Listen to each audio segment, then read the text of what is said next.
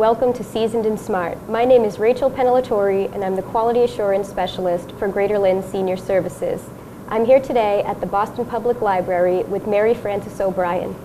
Thank you for being here. Welcome to the show. Well, thank you for having me.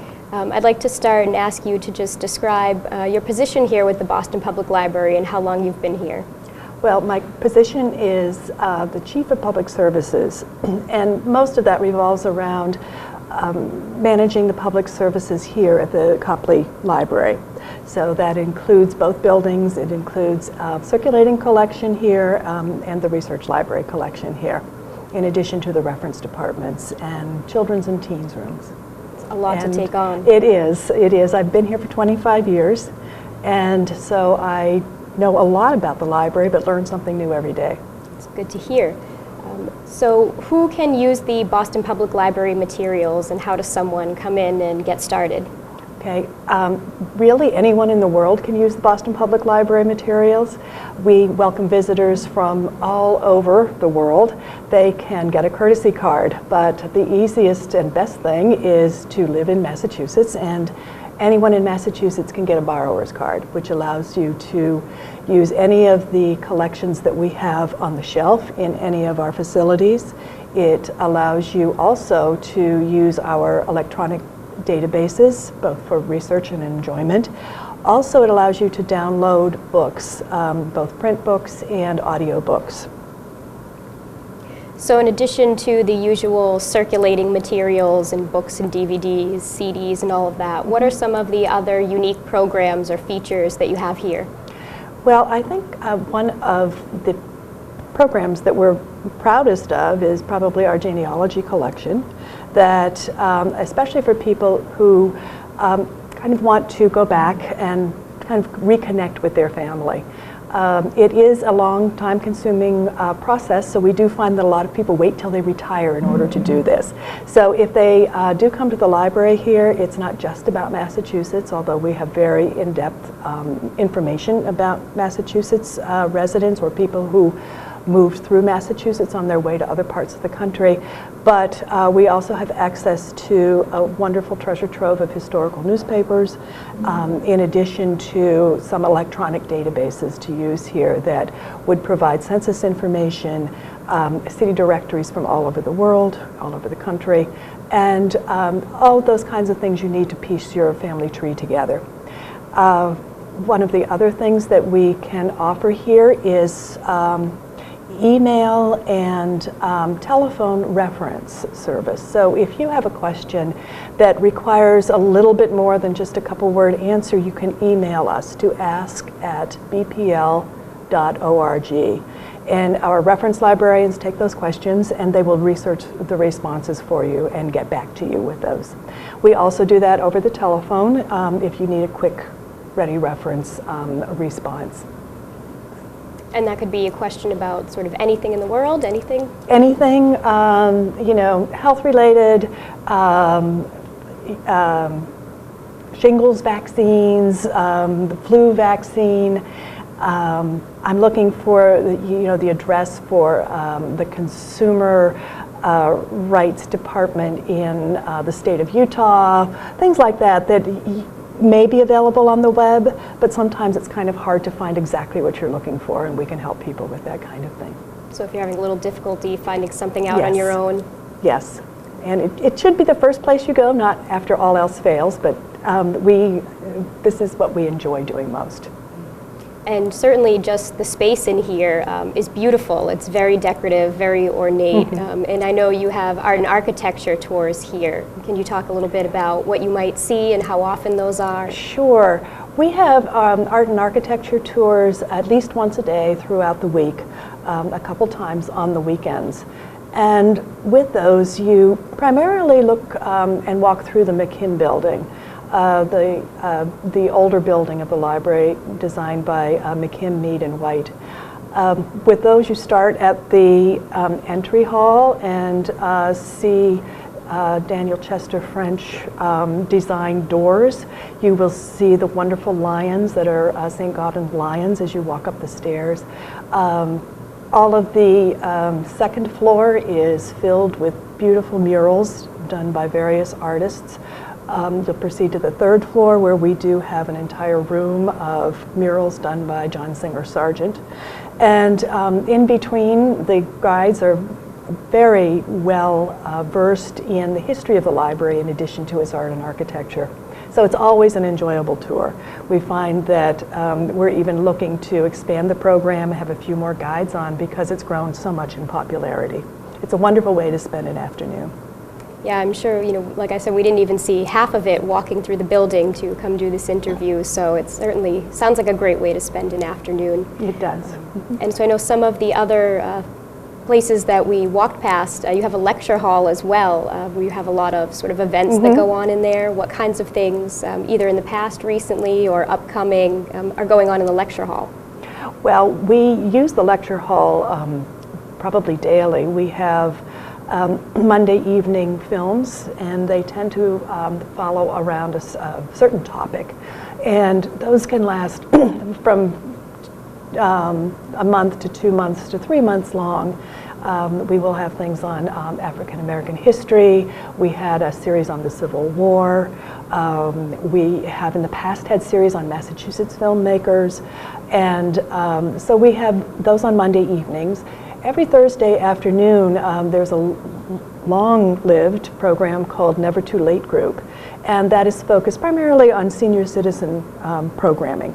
And there is a large group who really kind of collaborate as to what kinds of programs that they would like to see.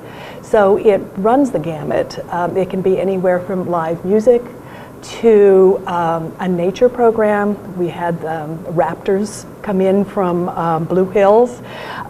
It can be films, it can be travelogues, anything like that. And it has been running for over 50 years, and it's a very popular program. So that again is a weekly program. We also sponsor or are the benefit of Lowell funding for the Lowell Lecture Series. And those are very kind of high-level speakers that come in and really focus on a particular topic. Our topic this period is building Boston. So it's public space and in the city of Boston. So we will have people like Lynn come in. We will have I can't remember her name, the woman who has worked on renovating Fenway Park, and so she will talk about the work that she's done there. And so that lecture series, we also have a local history and genealogy lecture series, and these run the gamut also, and it is how to do your genealogy, how to focus on particular ethnic groups, for example, or how to find information about a military, an ancestor who served in the military. We also look at specific neighborhoods in Boston and other events of note that happened in the history of Boston. Some of the disasters, the Coconut Grove Fire, the Great Molasses Flood are a couple of them. We also have speakers from other archival facilities in the area to talk about what their collections are. So going back for a second to the Never Too Late group, which you said was geared towards seniors, I'm sure in a building this size it can't be the only group you have running here. Do you have other book clubs or community meeting groups, and what are some of those? We do have a senior yoga program that meets monthly, I believe. We house the poet laureate here. He has his offices here. He has some poetry writing workshops that he is glad to lead. In April is National Poetry Month, and we have a very ambitious programming for poetry. We are currently also, and this is throughout the branches and here at the Central Library, part of a creative aging program sponsored by MetLife.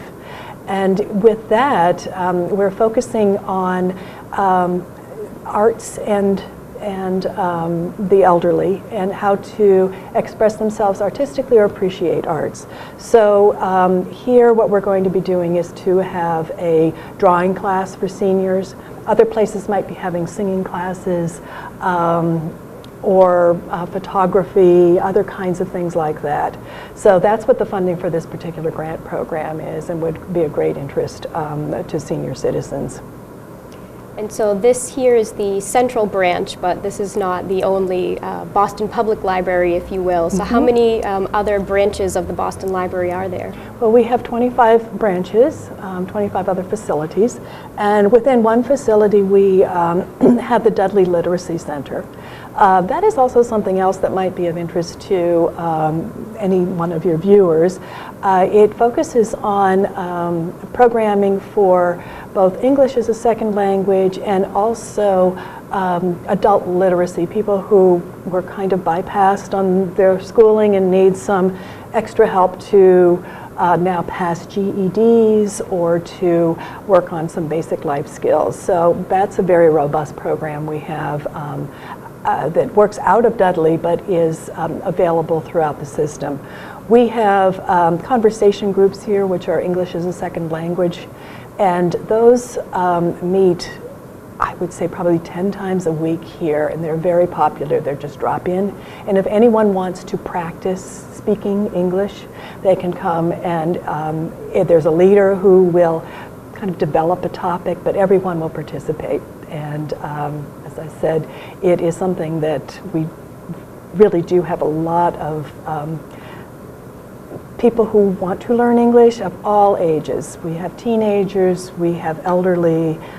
It's really it's really a lot of fun. The other thing that we have here that might appeal to people who speak or read other languages is we have a fairly robust world language collection, which will include a very strong collection with Russian, Chinese, Spanish, and then we have smaller parts of the collection for other languages that are spoken in the Boston area. We focus particularly on the census numbers for the city of Boston, but they reflect many of the smaller towns and communities outside of Boston too. And those books are all available to borrow. And I know that you've done some other libraries, so I'm sure your libraries have talked about interlibrary loans. So if there is a book that you would like to have in your library, we will send it to the library if you find that we have something that you want, so people wouldn't have to come here to the library to actually borrow it.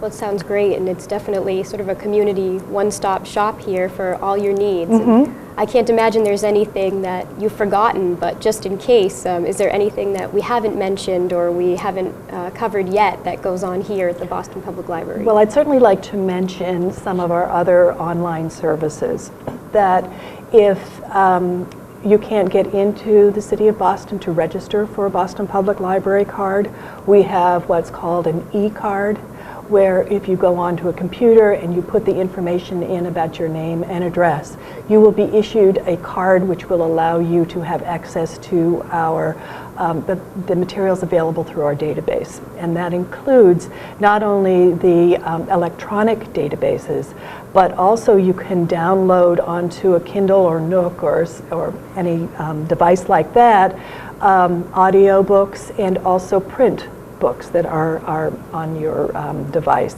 So that really opens up a range of books, information for people that are not able to come into Boston in order to access it. Great. And so with sort of all that information to think about, if people had questions or were interested in learning more about a particular topic, where would they get more information? Well, I would ask them to just either email ask@BPL or call the Boston Public Library at 617-536-5400 and ask to speak to a reference librarian. Well, great. Thank you so much for all your information and for being here. You're quite welcome. I'm very pleased that you asked me. Hi, I'm Rachel Pennellatore, and I'm here with Theresa Hurley, the librarian for the Lynn Public Library. Thank you for being here, Theresa. Thank you for coming. I know recently the Lynn Library has had a lot of projects going on. You've been doing a grant, you've been opening a teen space, and a lot of programming here. So maybe you could talk a little bit about some of the initiatives that are happening now. Yeah, we seem to have a lot going on right now. We're actually in the middle of updating our electrical panels, which hasn't been done in a very, very long time. So we're kind of in the middle of that, it's going to be good. It'll allow us to put more outlets in so we can plug in more computers. Right now we're in the reference department where we have 10 public access computers for the public to use with a printer and scanners as well. So they get used heavily every day. And we recently put together the new space for the young adult department. And we're currently working on a grant with the MacArthur Institute and MacArthur Foundation Institute for Museum and Library Services. So we're in the middle of that. We have the adult summer reading program going on, which is in its second year. Last year it was a success. And we have the children's summer reading going on, which has always been a success. And we've also increased a lot of our programming for adults. So what was the impetus behind putting together a young adult space here at the library? Because they really weren't being served. We had the children's department that was serving children, we had the adult department that was serving adults, and they kind of just got in the middle. And I was a children's librarian, and I had worked with the kids and saw them going to middle school and high school and kind of get lost, and there was nothing geared towards them. So I thought this needs to change, and we did. And how has the response been so far to the teen space? Great, great. It took them a while to get used to it, to tell them like this, it's just for you, don't worry about it, you can go in there, because it's like no other part of the library. It's comfortable, it's bright, it's got comfy chairs, and it's just for them. And the teens are also involved in the grant that you mentioned, right? Can you talk a little bit about what the grant is for? The grant is, it's called Learning Labs in Libraries, and it's a planning and design grant to teach kids 21st century skills and technology. So it's what we're going to do is provide workshops and field trips and mentoring for the teens and expose them to some of the technology that they otherwise would not have exposure to. And they'll design and plan what they would want to see in a multimedia lab. So when do the next steps happen, or when would you expect the planning grant to move into production, if that happens? We'll probably start in September. The first 6 months we did a lot of getting the information out of there, recruiting the teens. So we have a really great group of our team leaders, 5 team leaders, that will recruit kids on their team, and they'll compete. It'll be 5 different plans and designs. And you also mentioned an adult summer reading program. So how often does that happen, or what kind of things are the adults reading? So the adult summer reading program is they just come in, check out books, and it doesn't have to be library books. When they return, we have a little spot down there. They can just fill out a form, what they read, did they like it, a little review or sorts. Put it in the watering can. At the end of the week, we pull out a name that gets a gift certificate to a local restaurant. So in addition to the reading program, do you have any book clubs or other community groups that meet here at the library? We do have a book club once a month. It's usually the last Tuesday or Wednesday of the month. We have a jewelry class that takes place every month where you can make bracelets or earrings or things of that. We've been getting a lot of guest speakers come in, a lot of authors. In the summertime, we don't have as much because, as you can tell, it's not air conditioned, very hot in here. But we've definitely increased our adult programming. I think our biggest program last year was when we had Dennis Lehane, and it attracted almost 220 people. So that was great. So in addition to dropping by the library, how else can people find out what's going on down here? Do you have a newsletter? Is it on the website? It's on the website. We have a great Facebook page, Twitter. You can follow us on Twitter, Pinterest. And you can just stop in and get a calendar of events, but the calendar is also available online. And is there anything else happening at the Lynn Library this summer or in the future or going on that you'd like to make sure we capture here? Oh, there's always so much going on. We have the Gliss kiosk that comes Wednesdays and Thursdays afternoon, so maybe if you want to go down and take a look at that, that's something great that's going on. Sure, let's get a few more places in the library. One of the newest programs at the library is the Kiosk for Living Well, which is actually a partnership between Greater Lynn Senior Services and the Lynn Library. So can you tell us a little bit about what was it about the kiosk that you'd like to have in a space like the library?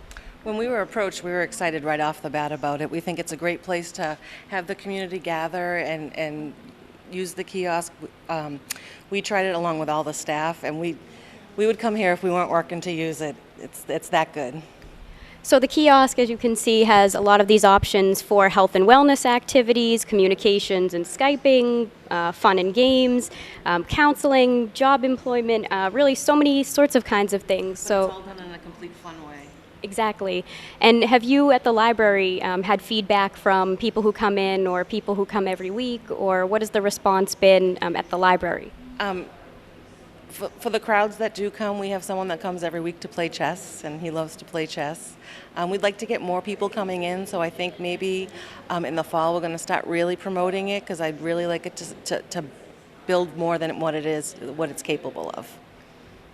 And we hope to see lots of people here at the kiosk filling up our partnered program as well. So, thank you. We're now on the main floor of the library in the circulation area, and Theresa's about to tell us what kinds of things are available here. This is obviously where you're going to check in, check out, maybe ask for some reviews by the staff of some books.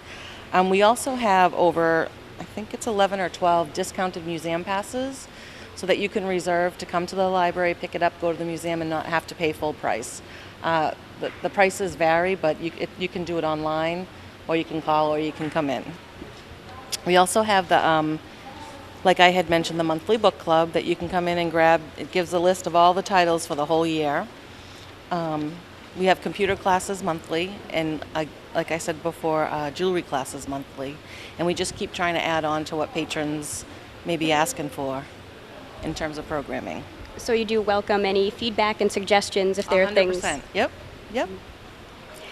We're now down in the children's department of the Lynn Public Library, which is decorated like a beach for the summertime theme. And with school out, I can imagine that you're much busier down here in this department now. Yes, we're very busy down here, so we try to think of creative things to keep them busy. So what kind of children's programming is happening this summer that parents might be interested in? Well, our calendar's are chock full of things. You can come down or look online for the calendar. Some things for August, we have Didgeridoo Down Under, the story time every Monday morning, homework drop-ins throughout the month to help you with your summer reading projects, Alex the Jester, Curious Creatures is a popular one. They come twice a year, so bring all the animals in and the kids love it. Then we have off and on arts and crafts, homework help. So it's a great place to hang out and, I guess not keep cool, but, stay out of trouble at least for a while. Yeah, you're not going to come here to stay cool, but yeah, you can come here and hang out for sure.